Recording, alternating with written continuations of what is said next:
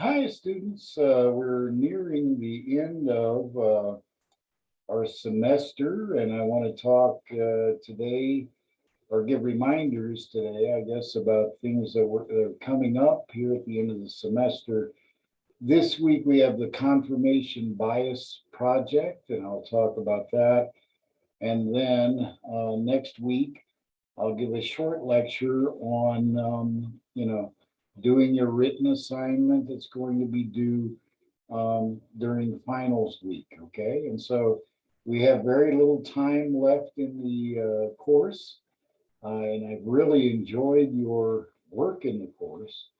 Um, and before I talk about this confirmation bias project, I do want to say a few things about college courses and how maybe college courses change the way you think, okay, and the way you think about your own thinking, okay.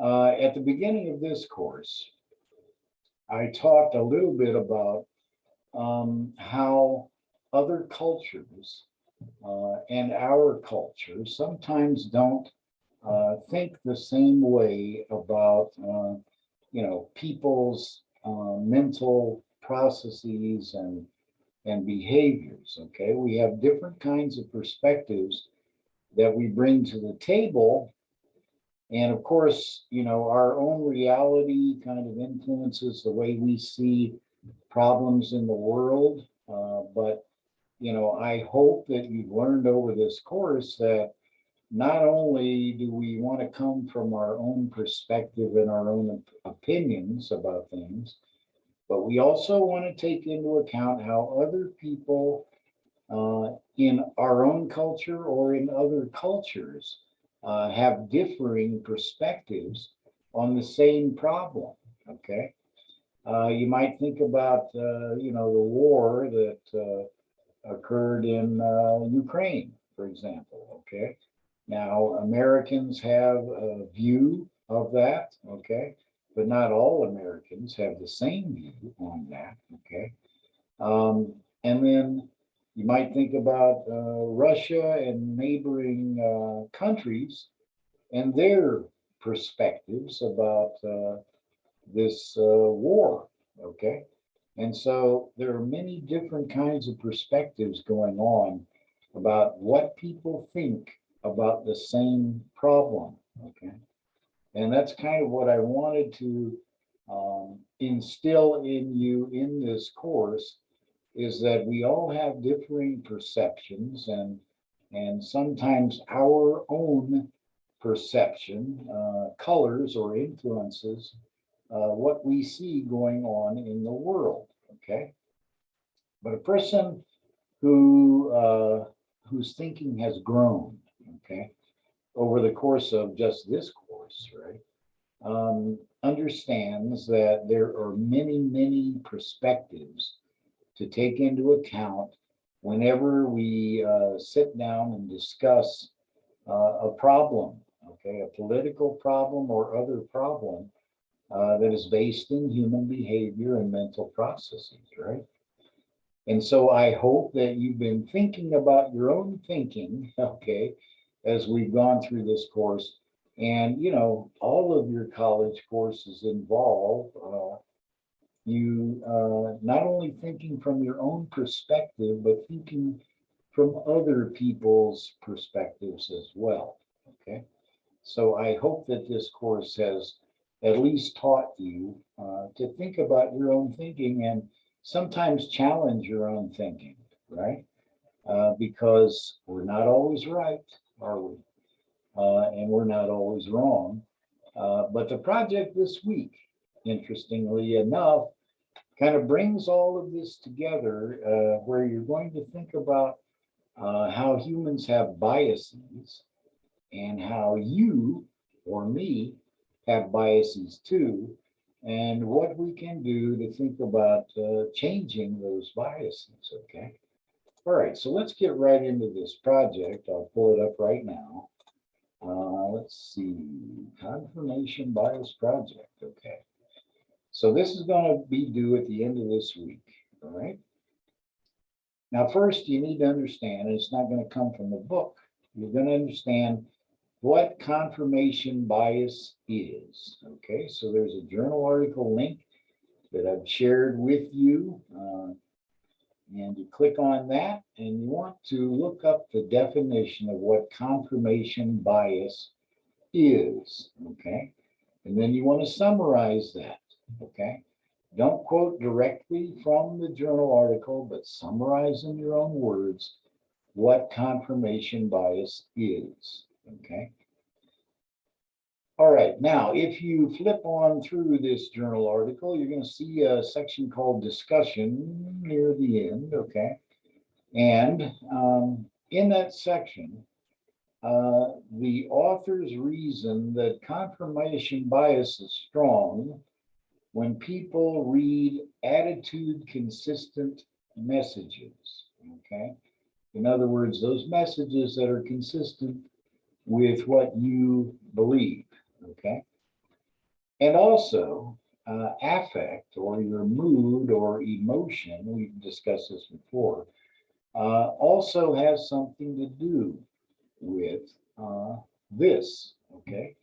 And so you want to, read through that discussion section just at the beginning there and summarize what the authors say about confirmation bias and mood or emotion. And that information is presented fairly early in the discussion section. So just concentrate on, attitude consistent messages, confirmation bias, and how mood or emotion affects these things. Okay. All right. So that's your second little summary. Okay. The third thing is you want to think about your own everyday experiences with information that you have come across on the internet. Okay. We're just exploding with information, right? We're inundated with information every day from many, many sources. Okay. And so, we all have our own experiences with how much information we take in per day, where it comes from, etc. Okay. Also, we're kind of flooded with information on the radio between songs or on television. Okay. So, we're just hit with information every day from many different sources. Okay. Now, think about your own news sources. Where do you get news from? Okay, where do you look on social media, right? Social media posts to get information and other sorts of information sources accessed on a daily basis. Okay, you want to write down kind of, what do you do on a daily basis to, take in information? That's the main thing here. Your own experiences with this. Okay. Now, I can think that I probably go to Google News first thing in the morning to see what's going on in the world and locally, okay? And then I also, go to sources like Yahoo, which has different news sources, okay, from different perspectives, okay, different biases. And I just selectively look at articles that look interesting to me, okay? And I sort of have coffee while I'm going through the news in the morning. And then I tune in to Newsy, I guess, in the morning, and also Reuters News Network in the morning to see what's going on television. Okay. And so I kind of take that stuff in, and then I start thinking about my own day, right?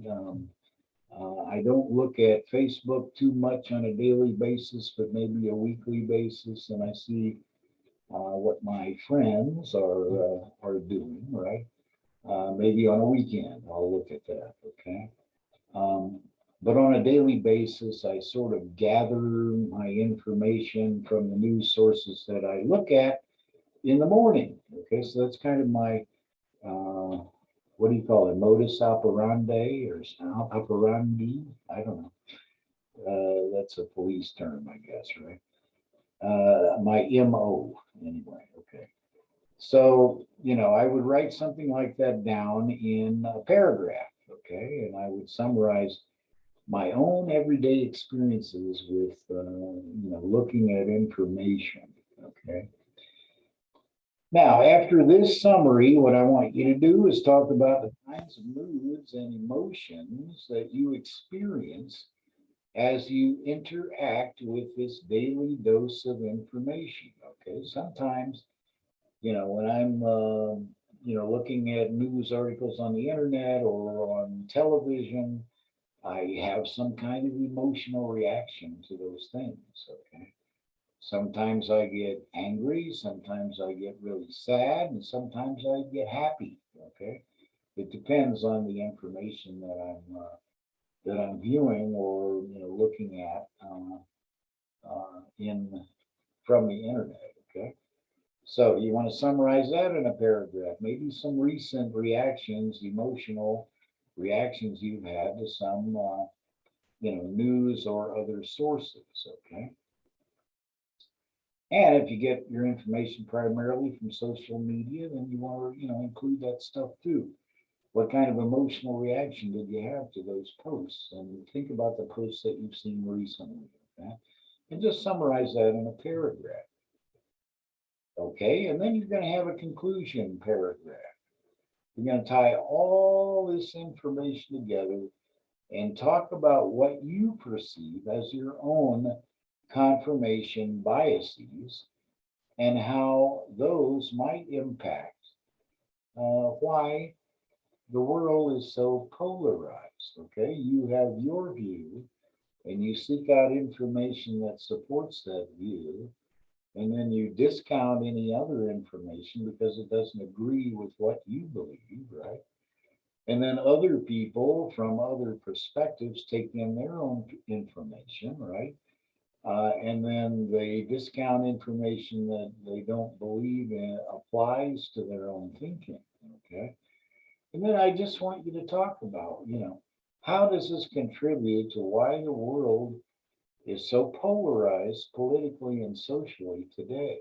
Okay. Based on confirmation bias. Okay. How long should this paper be? Well, there are at least 3 sentences per paragraph or more. Okay. And as you look through these instructions, you'll see I say summarize in a paragraph, summarize in a paragraph, write a paragraph, etc. Okay. How long does the paper need to be? Well, you need to look at this, at least 3 sentences in a paragraph or more, and then see how many paragraphs you have to write. You're going to double space through this paper. Okay. And based on these instructions that I've just given you, it will tell you how long the assignment should be. Okay. Now this one's worth 20 points. So you want to do a really bang up job, follow all the instructions in these guidelines and do your best. Okay. All right. And in sum, I hope this helps you to think about your own thinking. Okay. And how your memory is kind of set up, right? Where we pull things out of memory to think about events in the world and, attitudes that we have and biases that we have. Okay. So I hope this helps you to think about your own thinking. Okay. We could call it meta thinking if we wanted to, or metacognition. Okay. But this last assignment before the last assignment that's due should be interesting to you. And I hope you enjoy this as you go through this confirmation bias project. Okay. All right. Very good. So that's what you're going to do this week. And then we're going to wrap things up in the next couple of weeks, and you'll be done for the semester. Okay. So do your best on this project.